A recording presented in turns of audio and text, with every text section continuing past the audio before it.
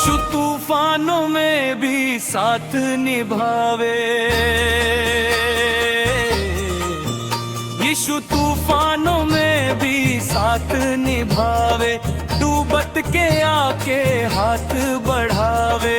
दीनन के रखवाले, दुख दर्द मिटाने वाले, दीनन के रखवाले,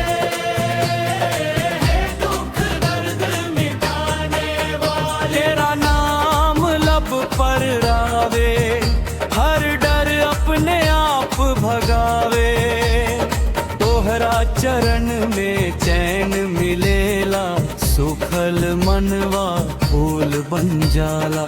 आजा प्रभु, आजा प्रभु, अपना देर लगैया, टूटल मन के जोड़ के यीशु, अपना प्रेम बरसैया।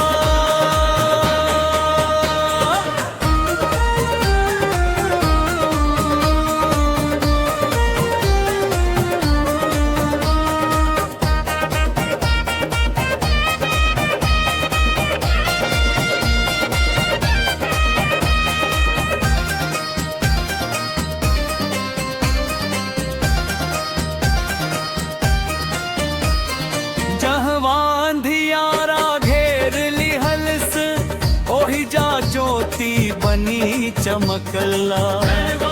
दुनिया साथ छोड़लस, उड़ जा तू आगे संभाल। तेरा प्रेम समुंदर से गहरा, तोहरा दया पपार, तोहरे भरोसे चलत बनी, तू ही जीवन के पतवार। अरे बोला हालेलुया, बोला यीशु जिंदाबाद, राजाओं के राजा यीशु तोहरे नाम से आबाद। यीशु तूफानों में भी साथ निभावे,